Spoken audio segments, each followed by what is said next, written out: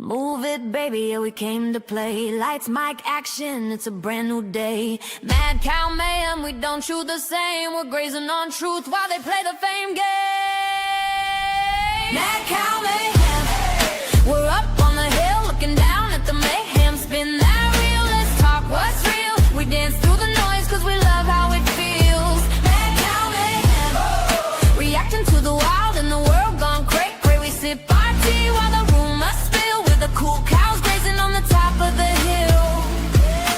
Clickbait headlines, oh what a mess.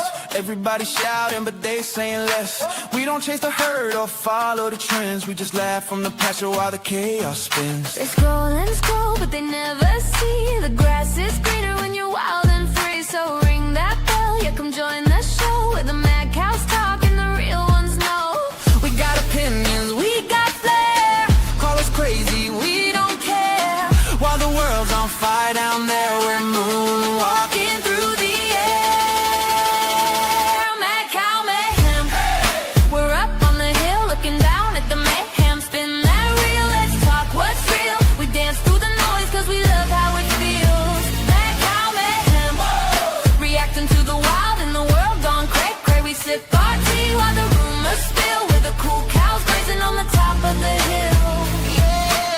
The comment section's blowing up, oh no. Just pass the mic and let the opinions flow. Real talk, no cap, yeah we move for the truth. We bringing all the chaos right back to the booth. We don't do low fields, baby, we rise. with the mad cows looking truth in the eyes. So hit that sub, Join the stampede, cause the world's gone wild and we lead the feed. mad cow mayhem, we're up on the hill looking down at the mayhem. Spin that reel, let's talk what's real. We dance through the noise cause we love how it feels. Mad cow mayhem, reacting to the wild and the world gone cray cray. We sip our tea while the rumors spill. With the cool cows grazing on the top of the hill. Yeah, we're mad, not sad, it's just our thrill. Mad cow mayhem, hem, forever chill. Mad cow mayhem, hem, forever chill.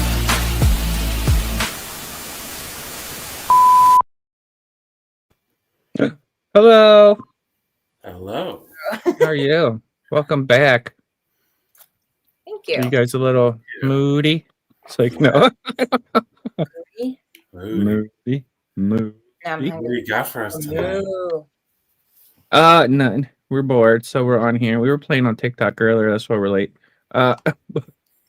So I put together this stupid little AI video telling us like the top crimes from like Chicago, and I would like you to go over it with us and tell us if it's accurate and give us your background because we know you part of them killer families.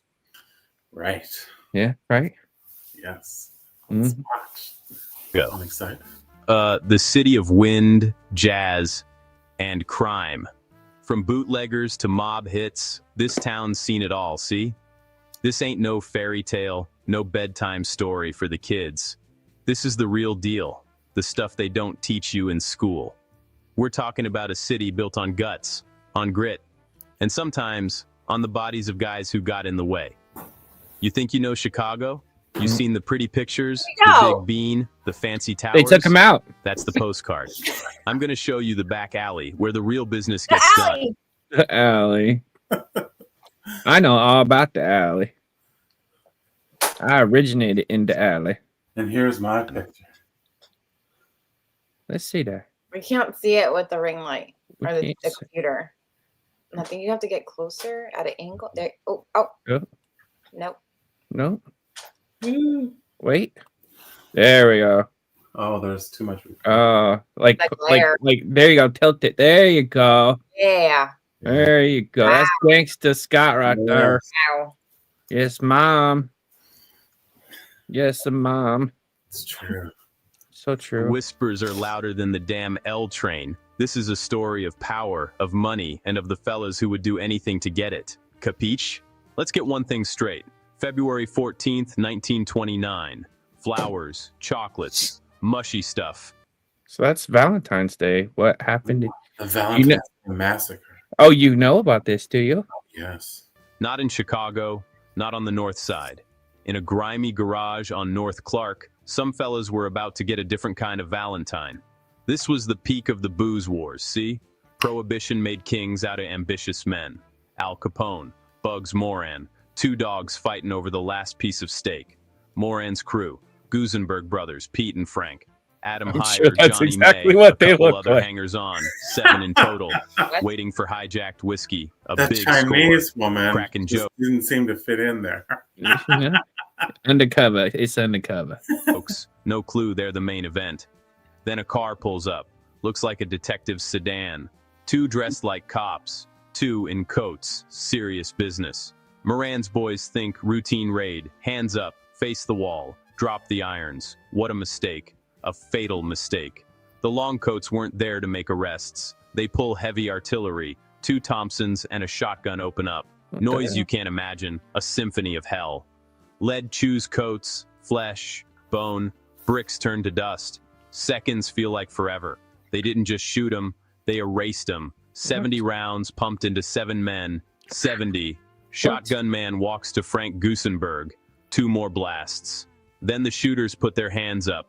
The cops march him out. Anyone watching? Just another raid. Silence after thunder. Gunpowder. Blood. A work of art, in a sick way. Who was behind it? Capone's fingerprints all over, but he's sunning in Florida. Alibi tight. Oh. Never charged. Moran's late, sees the squad, keeps away, lives, but he's a general with no army. Capone broke him without laying a glove. Before Capone, before the outfit, before the Tommy guns and booze wars, there was a different kind of monster. Dr. Oh, okay, so before we go on, fill us in, Scott. Okay, How accurate was that? Well, so there was 2 gangs, the North Side gang, and I guess they were the South Side gang. And what they did was they were rivalries around bootlegging. So there was a bunch of guys that were, conducting business of some sort. And so the rival gang, posing as cops, I knew he would know about all of this. shot them, and they pretended like there was an arrest. So they lined up to be arrested, and be frisked and all that. And they thought they were going to be taken in and get out on bail. And She's eating mashed potatoes, so she don't want us to see. Wrong. and shot them all. And anyways, the parking garage or whatever this building was that they were in was torn down, but many years later, and there's a tour actually you can go on that shows you a lot of these sites, and it's now just like an empty lot. But when it was being torn down, people started collecting the bricks because they had all the bullet holes in them. Oh. And people still have them, but they say like there's a curse attached to it, and like really bad luck happens to people that have those bricks. No And I way. just saw a YouTube video not that long ago where a guy had like 13 of these bricks in his garage, and all these horrible. What a number, 13, huh?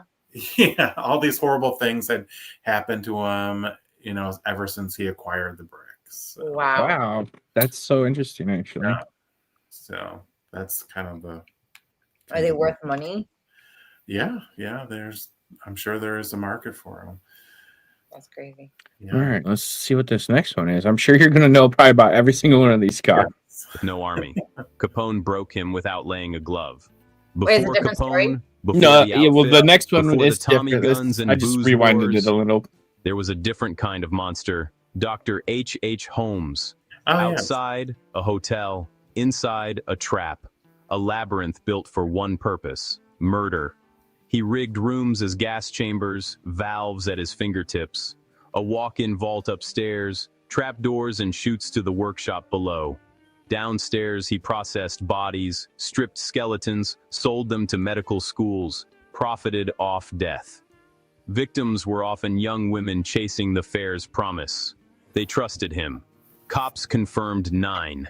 Everyone knew it was more. No. Way more. When they finally went inside, they found industrialized murder behind a normal facade. He used the World's Fair as his hunting ground, turned the city's promise into a death sentence. The worst monsters wear suits and smiles. His legend seeped into Chicago's DNA. Before the massacres, there was Holmes, the first great villain, a real piece of work. Capiche? And here's a book on that subject. It's called Sin in the Second City. And so H.H. Holmes was a serial killer. And there was the World's Fair. And that was something that would happen in great cities around the world. And in the late 1800s, Chicago was selected as it was like a really booming upcoming city.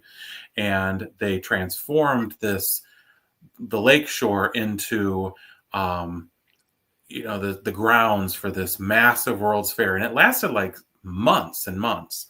And people came from around the world to see the latest of technology. Electricity was just getting into homes and things like that. So in preparation for this, people came and So was this guy's hotel built specifically because the World Fair was coming? So he saw an opportunity, and he knew that millions of people would be coming into the city and they would need places to stay. And he was a con man, and he would scam people in all sorts of financial crimes. And he amassed all this money. He would take out all kinds of loans and things like that. So he took out this huge loan, and he was posing as a doctor. Of course, he wasn't a doctor, but it was pretty easy to falsify your background in those days. So he built on credit this hotel on the south side that wasn't all that far from where the grounds were going to be. And in the bottom floor, he had a area for shops. So he set up a pharmacy. And although he wasn't a pharmacist, but he pretended to be one. And upstairs was rooms that he would rent out, in particular to young women who were coming to Chicago for the fair, but many of whom would stay and try to find work in this now world-class city. So he built this, and he didn't use any one contractor. He built it in stages so that nobody knew the full blueprint of the building. Very smart. And for some reason, I'm thinking, have you told me this story before? I don't think so. I feel like we've had this discussion and you've told me some of this. Well, so in the building, he did all kinds of traps and all kinds of things. In other words, he piped the rooms to have gas, natural gas in them and things like that. So he ended up murdering his partner in the pharmacy so that he could take it all over himself. And then he would rent the room to these young women. And then one of the things he would do was lock the door, lock them in, and then start pumping in the gas so that they would asphyxiate. And then he had But when they came and found or did they not find the bodies, or was it always just like the cops would come and then it would be like, oh, they just suffocated. In those days, people didn't. The phones weren't like, you didn't just call your family member. So these 20-something-year-old women or whatever would come, and they would just be like, they'd come on a train, and their family, they would wait for letters from, their loved ones would wait to hear from them by letter. And so that took a long time to get a letter from wherever they had traveled from. And once they started to inquire, like, where are they, then it took a lot of time and effort to try to track down where they might have been or where they were staying. Wow. So he would put the bodies in the basement, and one of the things that he found was very profitable was, in those days, medical colleges wanted skeletons. They would pay big bucks for them. So he would remove all the flesh using chemicals, and then sell these skeletons to medical colleges, no questions asked, And he would also use the furnace to burn the bodies and stuff like that. My Lord. So he was a very big serial killer. He did all kinds of unbelievable things. Is there a movie on this? No, wait, wasn't there someone who copycatted, or like later on, wasn't there like either a copycat or someone related to him? Yeah, Or well, they recently kind of reopened the case because there was speculation that he could have actually been Jack the Ripper, because all that was going on in England at the same time that this was happening, or around that same time period. So they speculated that perhaps it was the same person. So ultimately, Hey, country girl. he was caught and he was brought to trial and he was executed, and they had exhumed the body, like maybe 5-10 years ago. no, And but I could be wrong, but was there still, like, after his passing, was there another or multiple similar deaths in the same building? no, the building was ultimately razed, and today it's a post office on that land that's there. But it was like a labyrinth within the building of mazes and traps and things like that he would use to, probably torture these people. And That's nice. Is there a movie on it? they were trying to make a movie. I mean, this book is really good, called Sin in the Second City, and it talks a lot about him and other like prolific. Well, I bet it might have some of these. Let's continue. Chicago learned early. Heaven and hell can be next door neighbors. All right, mopes shooting over gin. You think that's random? Forget about it. Business. Government says no booze. People ain't drinking water. Whiskey turns to gold. Johnny Torrio, the brain, saw a wide open town and drew up the plan. He brings in Al, the muscle, the face, the kid who'd run a city, not a corner. Breweries, stills, fleets, salesmen, drivers, enforcers. The money, forget about it. From Rush Street to back alleys, if you wanted a drink, we obliged. For a price. Simple economics.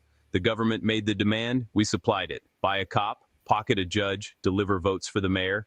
Big Bill Thompson put the sign up. Open for business, not City Hall. The Lexington. Phones rang, orders went out. The city moved to our rhythm. We built a machine. You don't just break the law, you become the law. Al was a celebrity.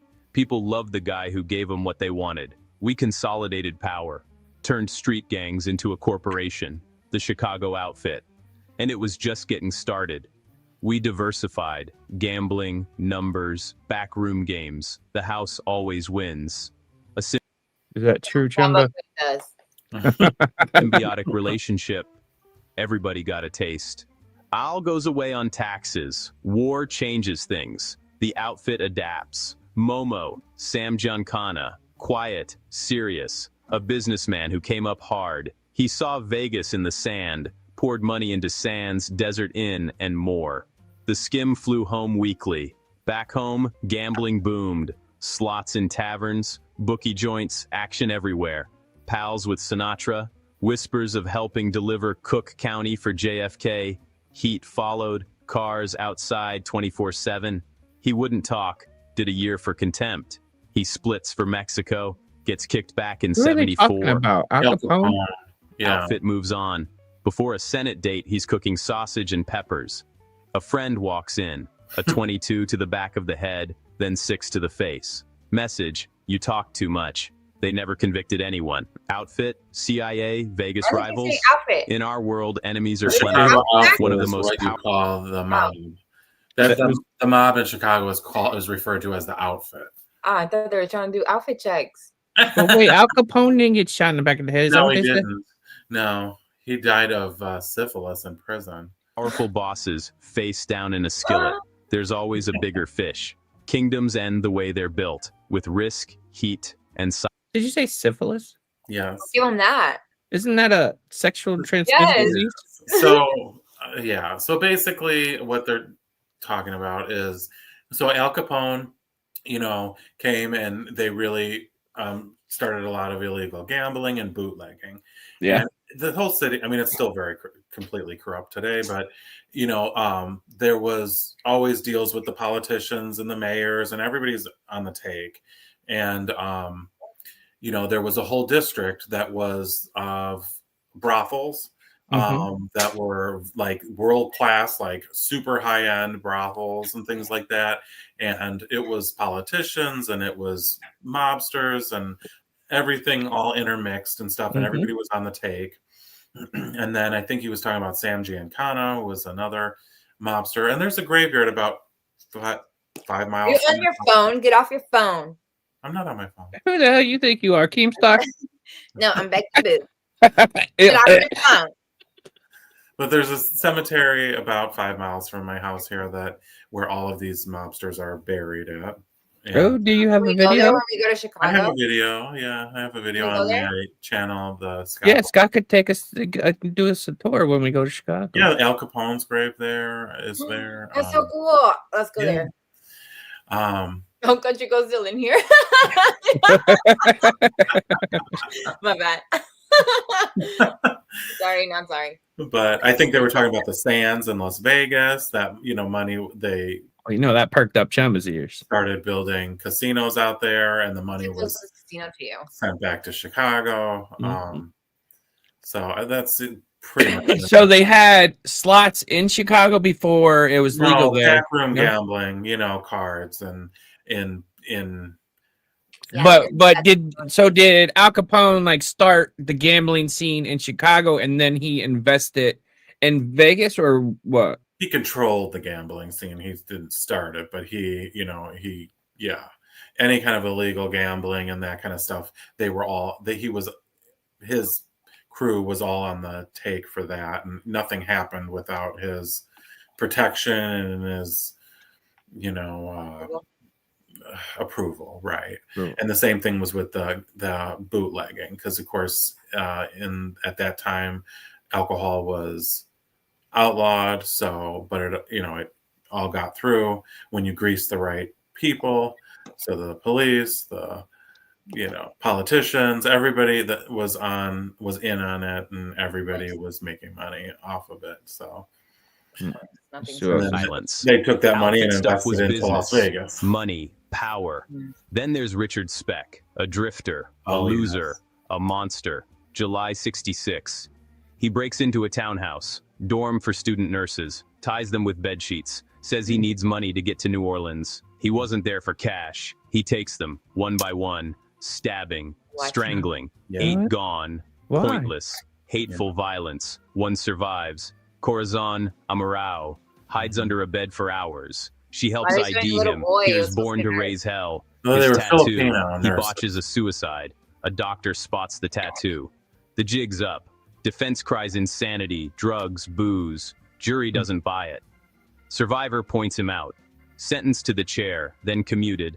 Life at Stateville. No remorse.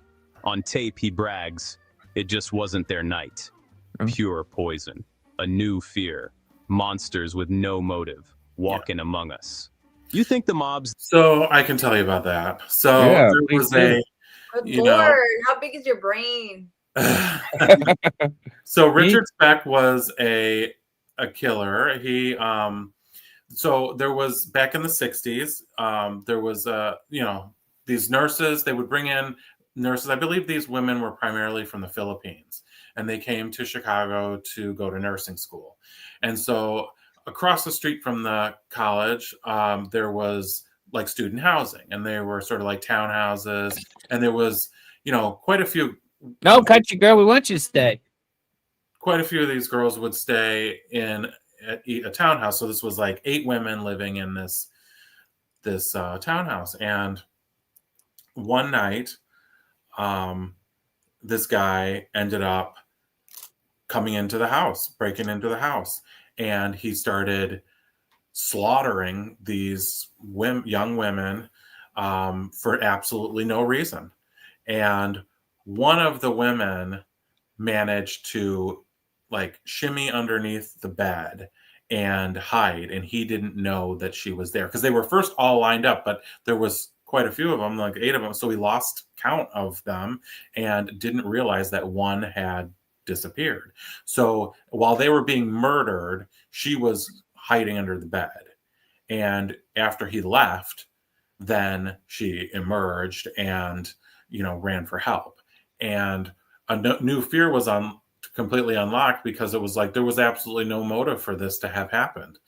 So he was on the loose for quite a while, and it was a intensive manhunt, because they didn't even really know who they were looking for. She was able to give some details, but he was working on like the docks, so he was very transient, and ultimately he was captured. But this young woman that was the lone survivor, she had went back to the Philippines, and she wanted nothing to do with, she was so traumatized, and they wanted her to come back to the United States, and she didn't want to come back, obviously, but they said the only way that he will be convicted will be if you to come back and testify.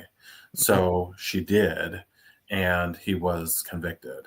But interestingly, I have a little personal connection to that, because my good friend in high school, her grandmother was living in Chicago at that time, and she was a young woman at that time, and she would go out, and she was living in that area, and she would go out dancing, and young, 20 something herself.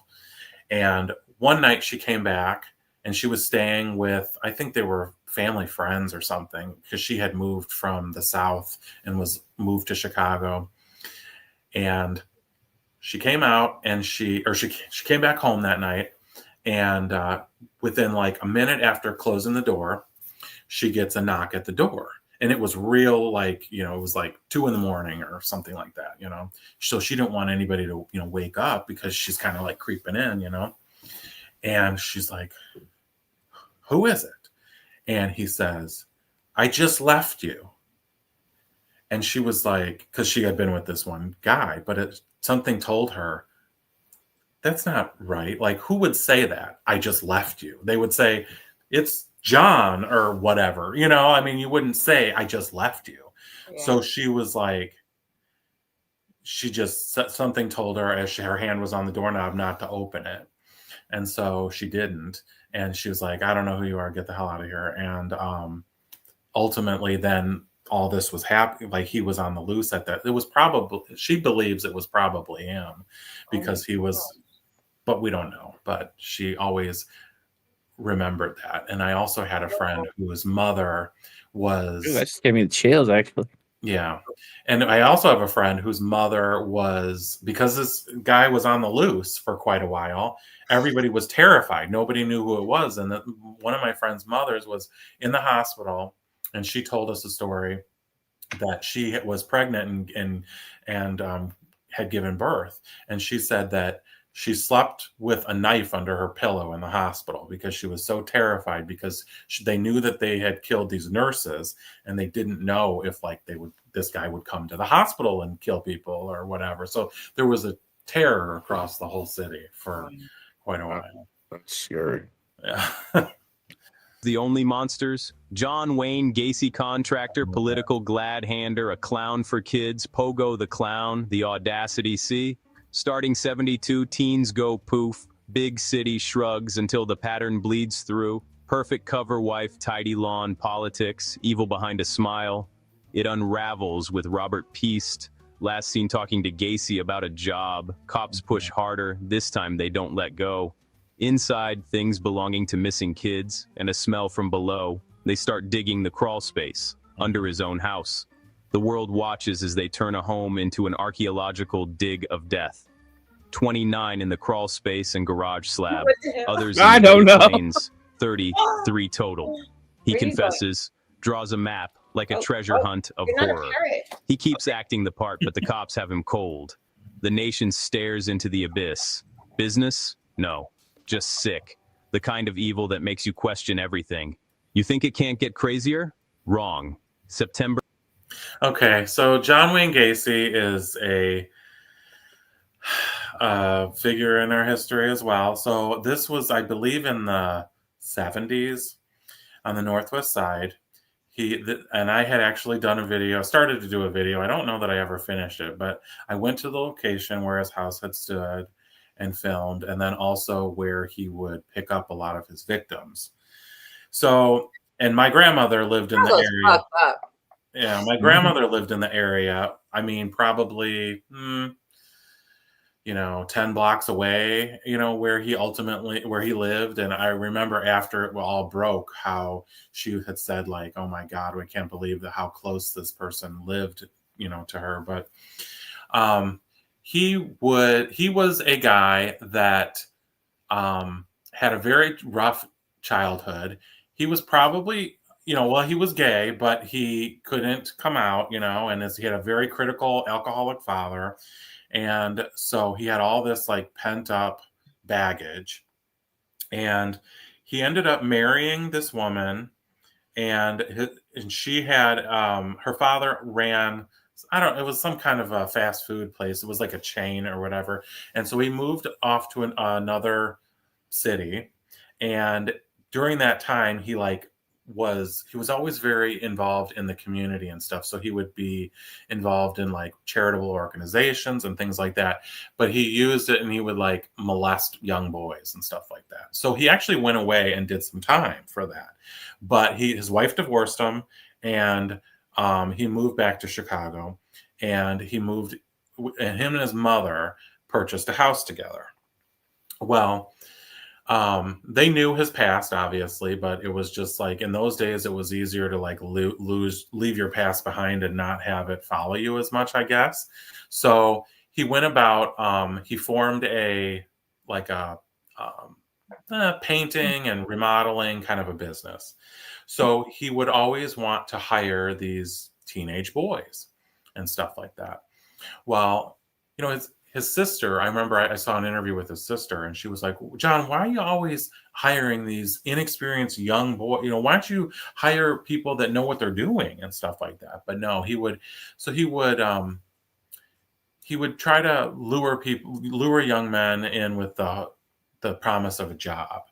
And he would also go and meet gay men at this one particular park in Chicago. And sometimes he would just want to have like an anonymous, sexual experience or whatever, and he'd take him back to his house. And maybe this was after the mother passed away. And one of his favorite things was he would say, oh, I'm going to show you a magic trick. And he would like, put their hands in handcuffs, and then he would like pull out knives and, would start to, This is giving me like Jeffrey Dahmer vibes. he would torture them and stuff like that. So one of the things that he did though during all of this was he was very involved with like civic organizations and stuff like that.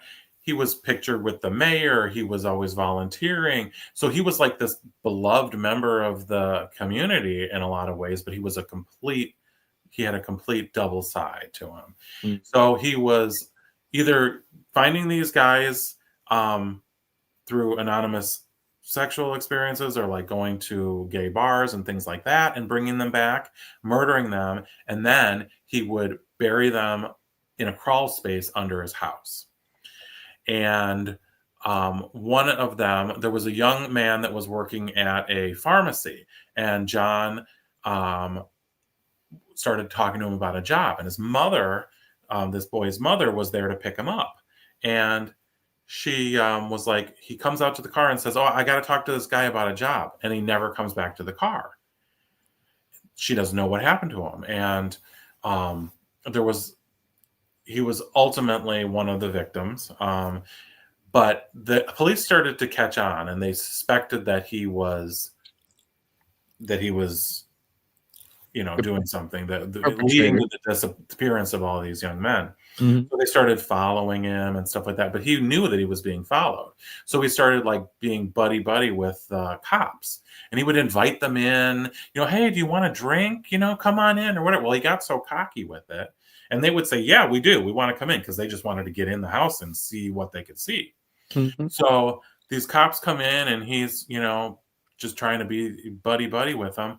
And all of a sudden the furnace kicked on, and Well, that furnace was down in the crawl space, and all of a sudden the cop caught a whiff of the dead bodies.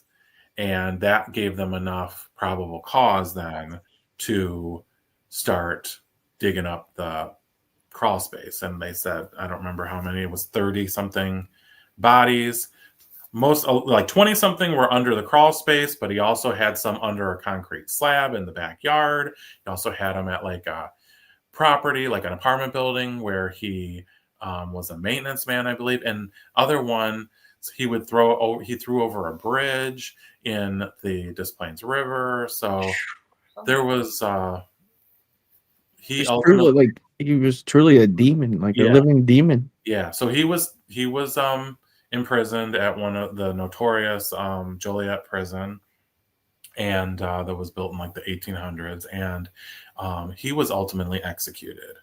And but he never would, like, I don't think he ever confessed to all of the crimes. I mean, and he would hold back some of the information. They're like, well, it doesn't, just tell us, so you can give the family closure and stuff like that. And I don't think he ever did do that, but he was a terrible, unbelievable, because he had such of a two sides. He would, but one of the things that he would do is he would dress as a clown, and that was what he would. His name was Pogo the Clown, and he would entertain at, like He was sick in the the Elks Club, or like different kinds of like fraternal organizations and things like that. And he would host a huge barbecue every year and invite like hundreds of people to his yard. What was crazy was those bodies were already beginning to accumulate under the patio and in the basement. And here amongst some of the all of these influential people that he would invite over and stuff like that. It was really amazing that he was able to like dupe so many people into believing that he was just this wonderful guy, and he would entertain kids at birthday parties and stuff like that. Wow. But yeah, he was ultimately executed, and his house was razed completely, demolished after that, and the land stayed vacant for probably like 15 years or something like that, maybe longer, because I wouldn't want to build on that land. Nobody wanted to buy it because it was like, well, it's what they call in real estate a stigmatized property, which just holds such a legacy that nobody wants to buy it. Like, think of a house that there was a lot of murders in or something like that. It just becomes so less valuable. So despite everything else being valuable around it, nobody would buy it. Ultimately, somebody did, and somebody built a house on it. And there's a house there today. It was built probably in the 90s. No hauntings. Well, it went on the market probably about 6 years ago. And it was interesting because you could go on like Redfin or whatever and look at the photos and stuff like that. And the basement was still just like an unfinished basement. It was like, yeah, I'm sure there was a reason, because, who would want to, be occupying really that space as like, say, a family room or bedroom or something down there, knowing that you are where all of these bodies were, Yeah, that's yeah. So the house has sold a couple of times, and it sold for, quite a bit less than the market value, because today it's even kind of a stigmatized property. I would not definitely buy that house. Yeah, that thing A is little probably haunted up the wazoo. Right. Yeah. Girl with a cold takes an extra strength Tylenol. An hour later, she's gone. A man takes a pill, dies. Family comes. They take from the same bottle. They die too. Mary I need to Reiner, take my Mary Tylenol. McFarland, all around Chicago. Oh my god. Well, I can tell you about this story too. I'm Chicago serious. all took No way. Tylenol. Someone laced capsules with potassium cyanide and put them back on shelves. Panic, nationwide recall. Fire departments warn on megaphones. Random I'm scared of people today doing weird shit to Well, yeah. do shit. Like, you see shit like that in the news. Like, no, man. terror. A headache pill could kill anyone. The killer was a ghost. No prints, no witnesses, nothing. Johnson & Johnson recalls 31 million bottles. Fortune burned to save lives. A letter demands $1 million to stop the killing. They trace it to James Lewis, but can't tie him to the poisonings. He does time for extortion. The murders stay unsolved. Maddening. Why the foil on your medicine now? So, yeah, I believe this was when I was a kid. I think this happened in the 80s. And this is the reason why when you open up a bottle of Tylenol or any kind of medication or most anything nowadays, really in the store, there's the safety seal, the aluminum seal. Before that, it didn't exist. And what happened was, some crazy person decided to go into the supermarkets and Jewel and Osco and they would open up the containers that were on the shelf and put in, I think they said sodium, potassium or something. It was some sort of a poison. And so people bought these bottles, and it happened over a long period of time because, you might not use that. When you buy a bottle of Tylenol, you might not have used it immediately, right? Put it in the cabinet, and then one day you have a headache.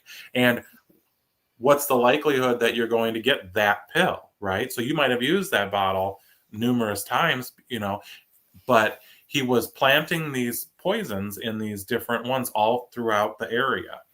So people would take it and then drop dead. And it was terrorism, really, because it took a long time for them to determine what was in common with these sudden deaths. They didn't know. It was like a normal, healthy person all of a sudden would drop dead from poisoning. It's like, well, how did they get poisoned?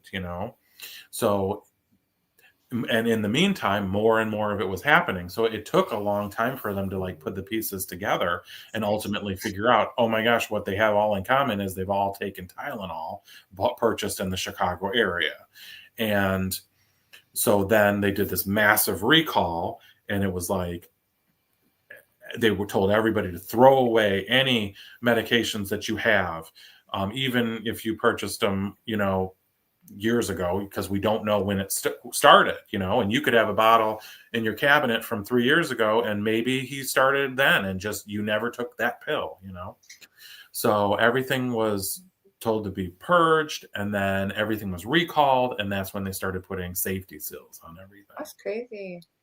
Before that, you just would open up, and now it's with everything. I mean, you open up a thing at Pringles, and there's a seal on it, right? But if you think about it, somebody could easily sprinkle something on there, some kind of poison or something. And I mean, they've done it not long ago. They were doing something to the baby formula and ice creams and stuff. Right. Well, there's been people sticking needles of stuff into meats, into fruits, even toilet papers in gas stations and stuff. They're like Their needles. Yeah, it's Toilet paper? Yeah, gas stations. That's not them. That's usually drug addicts who are cleaning their needles. They they go in the bathroom and they're just stick it in the toilet paper to clean it, the whole roll on the wall. And then so that gets all their blood and dirt and everything on there, and then that will get into people, through their system. Saying that was happening at Walmart. Oh wow. They can't be in public bathrooms. So you can't use public toilet paper. Wow, I didn't even know that. Crazy. Yeah. But remember when they used to put needles under the gas pump thing and you would get stabbed when you would put your hand? Never heard of that one? No. Yeah, look it up. That That must be a Florida man thing. Maybe, but people were when they went to put gas and they squeezed on the thing, there was needles. They would get stabbed by needles. Well, there was some kind of drug or liquid they would put on the car doors, and when people would they were telling women here to use a towel or something to open your car door, because there was something that was not fentanyl or something. I forget what it was, but it was on the car doors. Wow. Yeah, when you think about it, I mean, really, anything like that could happen at any. There's so many scenarios. I mean, look at the anthrax. Yeah. There's so many scenarios that you can imagine if you start to. I mean, anything. It's can very. happen. I'm scared nowadays to eat most things. A lot of times I get dairy and I feel like there's something wrong with it, and I sit here and think like, are these? Because I feel like a lot of the employees nowadays really don't give a crap. And I feel like a lot of the dairy and stuff I be buying, I'm like, is this spoiled? Do they just leave it out and just throw it back on the shelf eventually when they get around to it or something? I'm like, I don't Right? trust Like a lot. sometimes people like don't take something in the front and they don't put it back right away. It's nasty. I've made multiple. That's why I like to grab from the back. Man, Mhm. me too. Yeah, I do too. Definitely. This one faceless psycho changed packaging forever. Not for money, not for revenge, just chaos. A scary thought, see? By the That's- 90s, the streets belonged. That is the very like scary part of these people. Like, okay, someone kills out of anger or lust, or they have a reason to, or not a Motive. good reason, but yeah, motive. Something, but these people are just killing to kill. That's what I'm like. They have to be like some kind of weird living demon or something. Who, like, even the nut cases who kill people, but out of anger and lust and stuff, like something drew them to it in that moment. They didn't just walk around and like, okay, I want to kill people. Like, what did that's Mm. I think these people are not okay mentally. Maybe they've had some kind of trauma in their life too that led them to craziness. And that's why it's so difficult to to bring them to justice, because Or there is no rhyme or reason, particularly that yeah, a lot of times in investigations they follow the motive, like they find what the motive could be, follow that to find a perp or a like what like yeah, I like don't- Richard Speck, he walked in and murdered 8 nurses for absolutely no reason. These were just harmless women that were studying nursing. They're in their own they're in their own apartment, and he slaughtered them one by one for no reason, and it's scary. and the funny thing, not funny, Like that thing that happened here, right? Was that before or you guys after when that guy just pulled out in the middle of the freeway? what got happened? out- Did we catch him yet? I don't think they still haven't caught that dude. And then he got out, and this is on the news, folks. If you're watching this later, you can look it up. In Columbus, Ohio, this dude drove his car. I don't know why. They don't know his motive or nothing yet. And someone I know knows one of the people that got shot. Well, they didn't get shot. Their window got shot out, and they got cut by the glass. But he just got out of his car in the middle of the freeway and just started shooting at cars. Like is that a demon taking the person over? Like, why? Like, I do believe in, if you believe in God and angels, you have to believe in demons. I think the the devil. thoughts that we have are probably from the devil. Yeah, there's been cases of snipers on expressways. we've had that here too. That actually, when that happened, was what didn't I tell you guys? It was like the 10 or the 20-year anniversary to the day of the 270 sniper, where someone stood on one of the outer belt bridges and just was shooting at cars. Yeah, it's crazy. Yeah, there was To a cases different of people army throwing gangster- rocks over overpasses as cars went beneath, Mhm. killing the people, because that velocity of the car. That happened a few times here, but it was kids. And so now that's why on almost every overpass we have here, there's a big like fence now. Disciples, vice lords, Latin kings. These weren't kids' cruise corporations. Structure, leaders, thousands. Crack cocaine, cheap, addictive, everywhere. A gold rush worse than prohibition. Every block a battleground. Fights for market share, pure economics. Larry Hoover ran GDs from prison. Wars with vice lords and kings flare. Who? They're talking about the street gangs, the GDs or the gangster disciples, the vice lords. These are street gangs. Scott, you know so much. Citywide. 92 saw 943 homicides over 2 a day. A war zone. Nightly drive-bys. Hospitals flooded. Morgues full. Kids caught in crossfire. GDs spun a political wing. Growth and development smart front. Same dirty biz. Feds hit with RICO in 95. Took down leadership violence splintered into cliques. Neighborhoods hollowed out. Fear and poverty feed the Rico cycle. is organized More crime. gangs, more funerals, a generation lost dead, locked up, or broken by what they saw and did. No class to it, just blood and money. Pressure never stopped. It just changed shape. Out in Vegas, Anthony Tony the Ant Spilatro. The outfit's shadow in the desert. So yeah, they were just talking about the Latin Kings and the Gangster Disciples and all of these street gangs that created so much bloodshed throughout Chicago. And Don't you guys still have a lot of those issues though, yeah, with the street gangs? yeah. That's why I'm a little afraid to come to Chicago, honestly. Well, it's not gonna. It doesn't affect your daily life. It's more in certain neighborhoods and things like that. But it was a lot worse in the '90s. We had all sorts of housing projects, which were high-rise housing projects, and those housing projects brought all these people that were poor, and just a lot of just crime ridden, and they put them all in very condensed areas with thousands of apartments, all in one spot. And there was so many of these different housing projects, and they just bred crime. And so over the last probably 20 years, they've dismantled most of them. Like there was the Cabrini Green housing projects, which was, if you've ever seen the movie Candyman, Yeah. that's where that was to have taken place. It was at the Cabrini. All them like broke down apartments and everything. Yes. And there was, there would be, they'd be high rises, and there'd be, groupings of them. And there was the Ida B. Wells, and there were all kinds of different ones. I remember when they were building one of these, when they were building the Chicago Sox, the baseball team's stadium, it was right across the expressway from a housing project.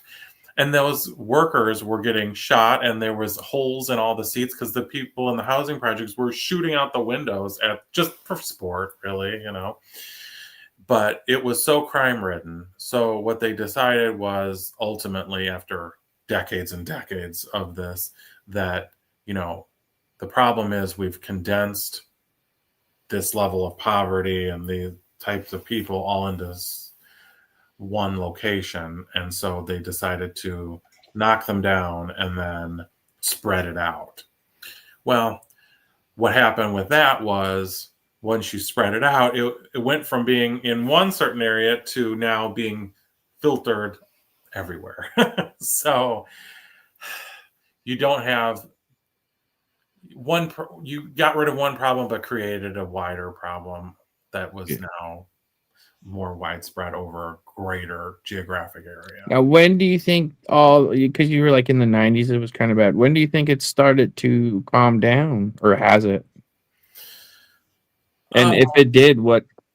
I think what's happened now is where it used to be, you'd be like, oh, you just avoid that area or whatever. Now, what they've done instead was,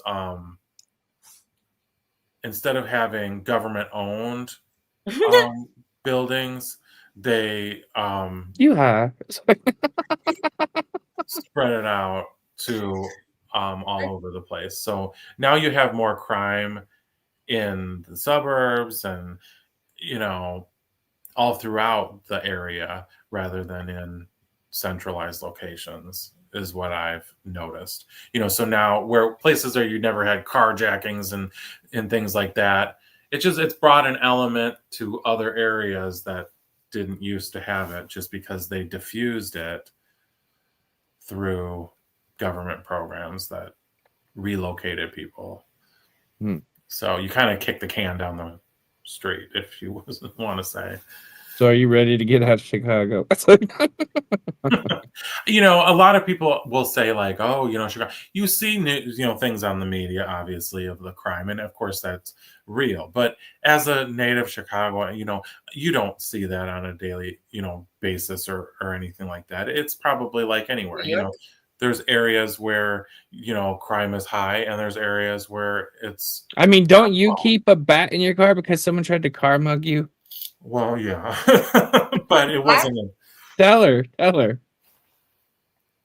Well, I was going to a bad area, because I had a doctor that was over there, and I had to travel through a bad area to get to the building, and I could tell I was being followed, and I started making turns, and every turn I was being followed, and I was like, oh By shit, car?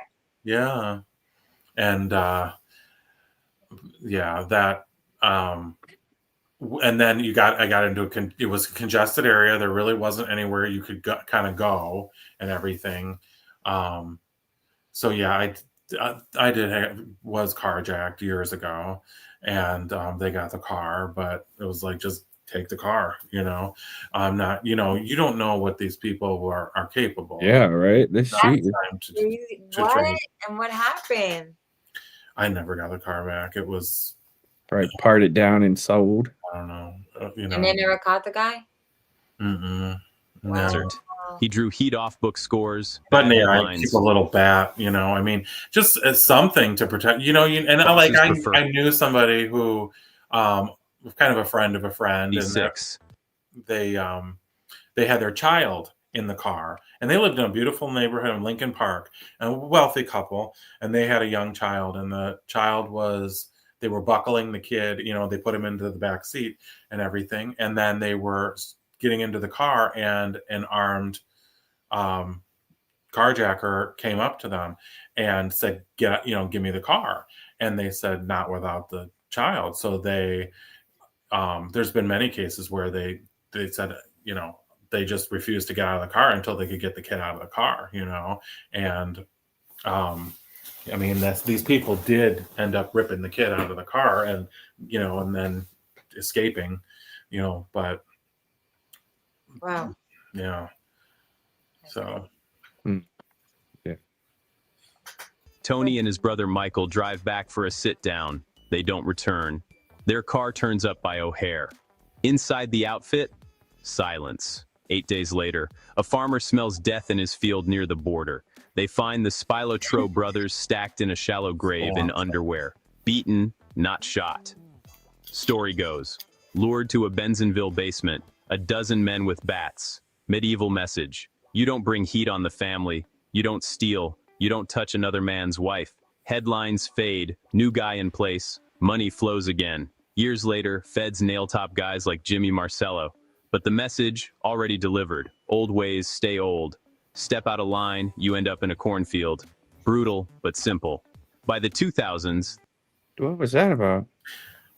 I don't exactly know, but I believe there was somebody. Two men that were like part of a family that got lured into somewhere and like the family, meaning the mob. There was some bodies found in a cornfield in Northwest Indiana, and they were, I think, buried in a ditch or something like that. And but there's so many small stories of things like that happening that were mob related all over the place.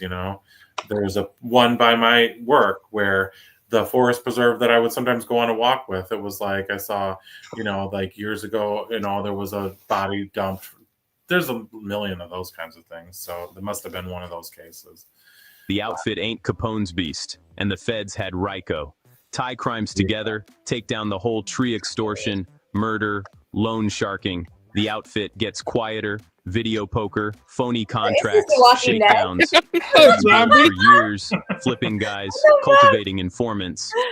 The crack, Nicholas Do you Calabrese not like watch talks, this lays bit before you go out and you put it on? No. out 18 hits, and the Spilotros. In 2007, the top tier faces a Yeah, The jury, Walking Dead Little is Jimmy, so Frank Sr., the They do. Clown, There's and so Shiro. much. Family Secrets sends leadership away. Okay, Wait, this is who was that? Operation, Who was that? this is Operation Family Secrets, and that's really what. Easy what? Talks lays out 18 hits and the Spilotros. In 2007, the top tier faces a jury, Little Jimmy, Frank Sr., the Clown, and Shiro.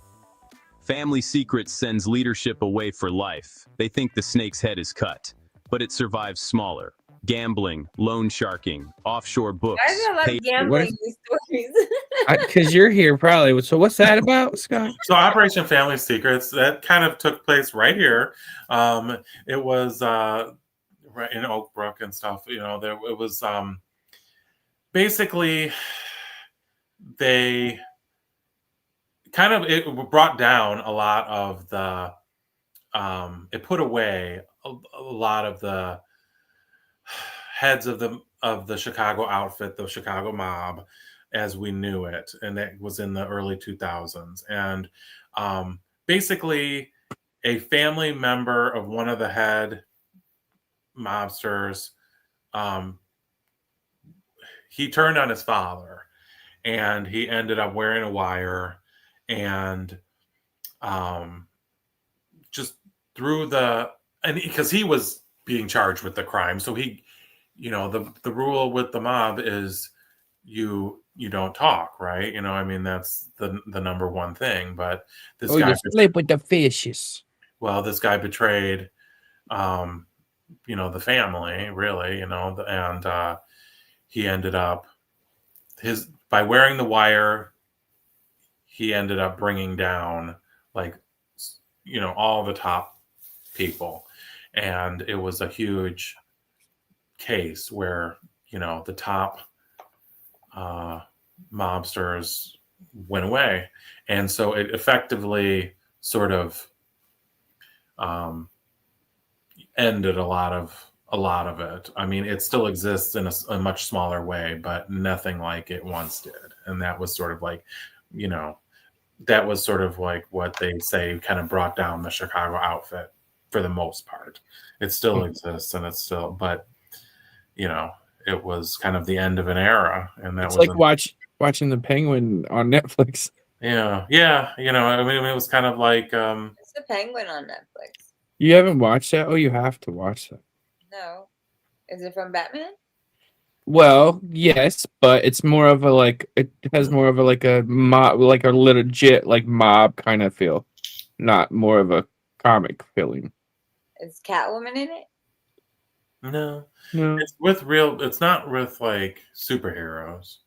because It's the Penguin was a mobster. That's what his character was in the Batman comics. So it just takes more effect on his life in that Chicago mob life or kind of whatever. like Sopranos, it's a real life, Wait, Batman's from Chicago? situational. Arkham. Is that Chicago? Or no, not Arkham. Where's Gotham? Gotham. Yeah, but I thought Gotham was made up. Gotham is fictional, and it. But I think it's fictional, but I think Gotham was based on Chicago, wasn't it? Yeah, it was probably based on Chicago. There's Well, elements of you have that Chicago and game. elements of New York and Gotham. Yeah. Payday traps, fraud, corruption still clings. Politicians, inspectors, union bosses, cartels root through Chicago. Street gangs run like companies. The outfit learns to whisper, not dead, just corporate quiet, rooted in an old foundation. So there you have it. From Capone's boys painting the walls on Valentine's Day to some sicko burying kids in his crawl space. From guys in fedoras running booze to guys in suits running scams. Chicago, history written in blood and bullets. Guys lived by their own rules and died by them. Big shiny buildings, cameras on every corner, feds with more power. Not so easy to vanish a man. Business changed, world got smaller, fewer shadows. But the hunger, the hustle, it's in the city's DNA. For every G-man, a guy looking for an angle. For every new law, a dozen loopholes. They might not call it the outfit scattered crews in unions, in offices, in alleys behind fancy joints. They're the ghosts of Chicago's past still doing business now. Yeah, kid. Chicago's cleaned up its streets, but the ghosts of the old days, they never really left. Yeah, I think the difference was, in the year, in those early days, it was out in the open. It was just a known secret, really. I mean, everyone was on the take, from the politicians to the unions to they all took a piece of it, and everyone turned a blind eye. And then, to whereas today, these things still operate, but it's just in a very hushed, under the radar type of We're thing. gonna give you a new nickname, and it's gonna be Mr. Encyclopedia. Like literally, you are full of knowledge. I already knew that. Like everywhere I go with you, you know everything. What? But He's like the Siri. yeah, you're like our own little I personal know a historical. lot of. I know a little bit about a lot of things. No, I like a lot, listening to it, and you have a nice voice. That was very nice. You should do videos discussing this stuff on your Yep. channel. Well, Yep. if I just think if I had been prepared, I could have really told you. These are just things that I'm Yeah. know off the top of my head. So if you're watching this, go make sure you subscribe to Chumba Queen, Lola, and Scott Gold, and maybe you do some content like this over there. But thanks for watching. I really enjoyed that, and thanks for all your background and insight on all that, Scott. Wait. Before we go, did Yeah. you know that the movie Scream, the movie Scream, Ghostface? Yeah. Yeah. Did you know that was actually inspired by a serial killer who murdered 5 students in Gainesville, Florida in 1990? No. No. Yeah, I just found out. So You Googled that. Well, I was Scream? looking for like worst criminals in Florida, and that popped So up. the Scream movie with the guy That was was inspired. was he actually dressed like up for Halloween? No, it gives me a very short. It gives me a list, and Okay. it Now says you have something to look up. Ted Bundy, although his murder spanned through like a bunch of states, the California. last one took in Florida, and he was executed in Florida. I didn't know that. Well, I think he was primarily in California, right? His crimes in Northern California, I believe. I'm not sure. I don't really know the full story of that. Yeah, Ted Bundy was a charmer. He was a good-looking, handsome man, and he would, lure women just because he'd kind of talk with them, and they'd get into his car, and that's why I think they had a movie on Netflix not that long, or a series or whatever on him, and he was. What was interesting was even then, I believe there were so many people that didn't want to believe in his guilt because he was handsome, and it was like, oh, but he's handsome, and there was a lot of women that didn't want, that almost were like coming to his defense in a way. It was a very strange dynamic. Here he was this, this killer, but they'd see him in the media and say, oh, he's hot, so there was a lot of women that were interested in him, even despite knowing ultimately the kind of monster he was. That's crazy, huh? Mm-hmm. And then there's women that write men in prison knowing what they did too. Right. That's pretty sick. There are, yeah. Like they did that with apparently Nicholas Cruz, and he's on this list too, actually. You know Nicholas Cruz? No. The school shooter for Douglas. Uh-huh. He killed 17 people. Wow. He was only a kid. Yeah. And then he was getting letters in prison. And then they put Casey Anthony. Casey Anthony, yeah. That was crazy. Do you remember that one, Ron? Yeah. Mm-hmm. She got away from killing, and she killed her daughter. She got away with it though. Like they said she was innocent in court when everything pointed to her. Yeah. Like Wait, wasn't that just a few years ago? It was in 2011. Okay, I might remember some. She wanted a party. She basically gave her Xanax to fall asleep or some shit so she can go party, and she ended up dying. But she covered it up in so many ways and tried to pin it on her father, her own father, trying to say that her father used to rape her. That was the worst part. Her father was a former police officer, and she really blamed it on him. And the mother still would talk to her even after, and the father would have nothing to do with it. But the mother and father were still married, and it was just this terrible dynamic because you just felt for the father. Like, in one way, the mother couldn't. She was like, I can't. She's my daughter, but it's like, but that was also your granddaughter who was murdered. And she knew because I remember her calling the cops and saying, it smells like a dead body in this car. Yeah. Yeah. and everything. And it's like she lived with them. They lived together, and it's Yeah. like, what? Where's And they're like, you where is haven't seen she? And she's like, your oh, she's asleep. granddaughter in weeks, and your daughter's just saying, "Oh, she's at the babysitters," and it's like, Zanny the nanny. yeah. It's And then crazy. there was Eileen Wuornos. Do you remember her? She's actually on this list. She The was from sex worker Florida. who murdered 7 of her male clients in Central Florida. Yeah, and there was a movie about her, and it was called Monster. And I remember this was back, when you went to Blockbuster and rent a movie. And I remember renting that movie, and it was such a sad story because she was so terribly abused as a child. She had her mother died, and she had an alcoholic father, and he like wouldn't give her food, he wouldn't take care of her, and she ended up as a young girl in grade school like living in the woods.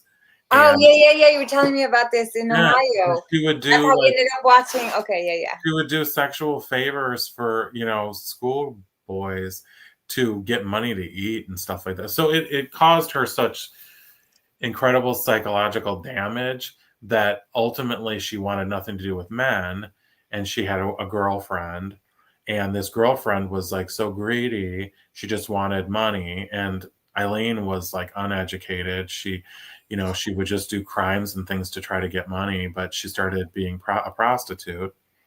And I think probably there was some attempted rape, and she would try to like just hold up the guys and like steal their money. But she ended up killing quite a few. I think what she would do ultimately was just kill them rather than sleep with them. Mm. And she ultimately was executed. And but when you watch that movie, obviously you felt so terrible for the victims, Mhm. because a lot of the victims, like there was one victim, he was like a very religious man. Like he would go out and preach and all this. So it's like there was probably no way that he was just a good Samaritan, like giving her a ride, is what the family said, but she ended up murdering him. And ultimately you watch this movie and you felt terrible for the victims, but you also ended up feeling terrible for her. And that was really weird because you didn't want to feel terrible for her because of what she did. But then it's like with her background and story, it was like this was just a sad, terrible case for everyone all the way around, And ultimately she died, and she should have died. That was the right thing. But it was just like you couldn't feel happy about it. You just felt sad for every person in that story. Yeah. It's a very good movie, Did though. you see what she wrote? What Eileen wrote? Yeah, she wrote, I killed those men, robbed them as cold as ice, and I do it again too. There's no chance in keeping me alive or anything because I'd kill again. I have hate crawling through my system. I'm so sick of hearing this. She's crazy stuff. I've been invalidated so many times. I'm competent, sane, and I'm trying to tell the truth. I'm one who seriously hates human life and would kill again. Yeah. Wow. Yeah. And then even she was betrayed by everybody, but there was this one woman that was her childhood friend. I don't think she had any friends, but this one woman, once she was captured or whatever and arrested, and it became national news, this woman that had gone to school with her reached out. And she reached out to her, I believe, really to kind of like create a friendship so that they could correspond, and she could ultimately have a story to tell about her, because there was no family, nobody wanted anything to do with her. So they exchanged letters, and after Eileen was executed, then she was the one that would always be interviewed and stuff like that.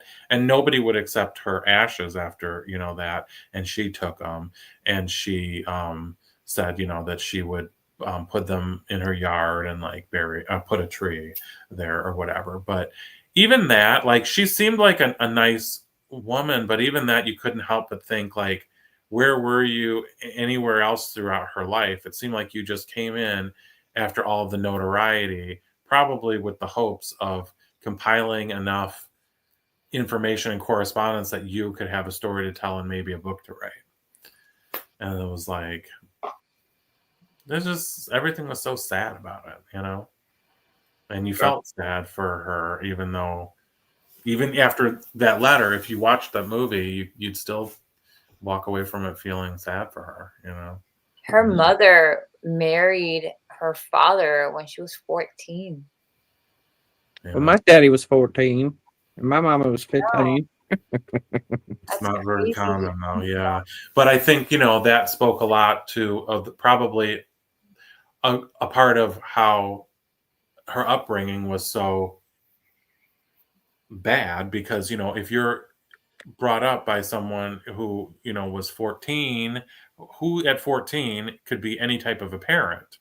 I mean, you're going to have to rely on the grandparents, and if the grandparents were no good, I mean, it was just like she had no chance. You know, it was like this woman had no chance in life. I'm a little confused. As usual. Shut up. Her mother was Diane Warnos. Wernos, yeah. And her dad was Leo. Okay, never mind. Okay, so yeah, she never met her dad, and her dad was sentenced to life imprisonment for kidnapping and raping a 7-year-old girl. Oh my God. He was diagnosed schizophrenic, committed suicide by hanging in prison in 1960. Now that brings upon another question. How much of this mental disorder and evilness is like genetic? Yeah. Probably a lot. Very. Like, I mean, if y'all want me, I've told a lot of people this, so I don't care. I'm a little cuckoo. And my mama and my daddy met at 14 and 15 in a nut asylum or whatever they call those places. Yeah, and her mom abandoned her when she was 4. She stayed with her grandparents. They were both alcoholic. Yeah. By 11, she engaged in sexual activity in school for exchange for cigarettes, drugs, and food. That's crazy. Poor thing. Yeah.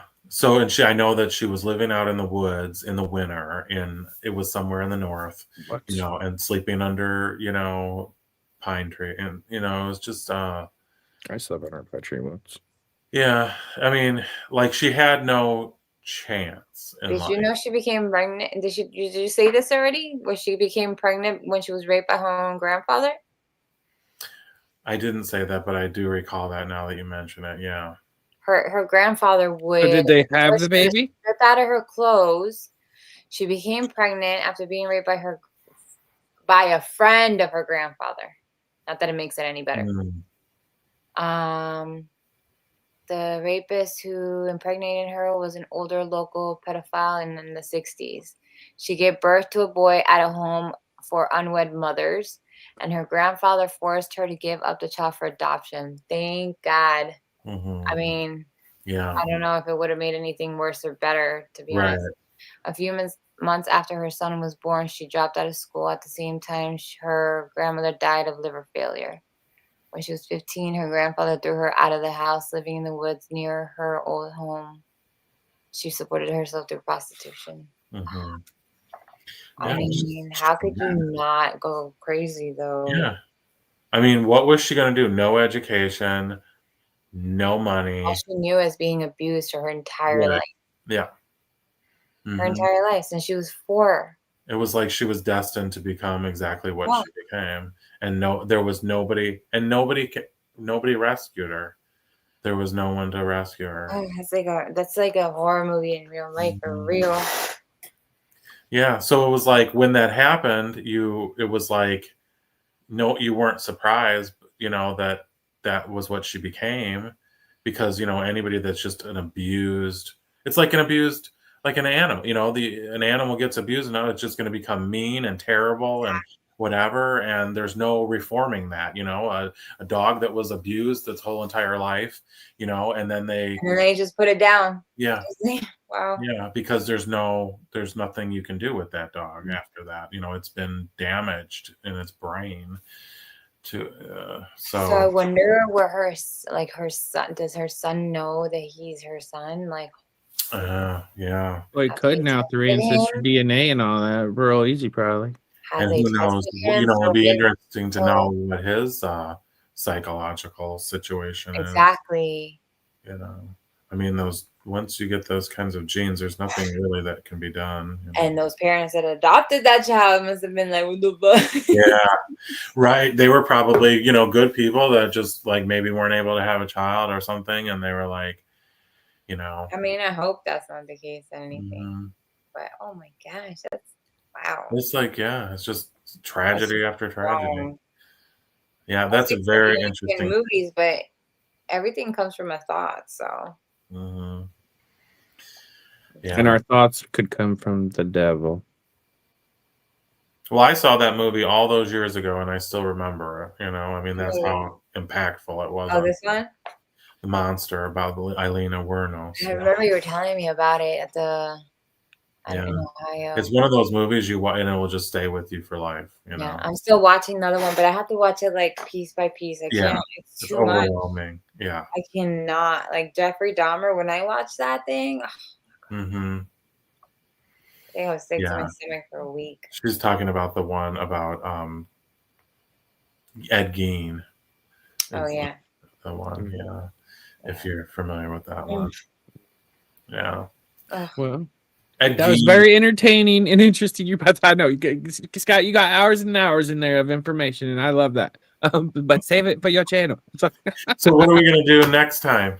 I don't know. We're figuring that out. But if you want to check them out, I'm going to have them on the featured channel list in this channel. So that's Jen McQueen, that's Scott Gold, and No, no one cares who I am. You're pointing the wrong way.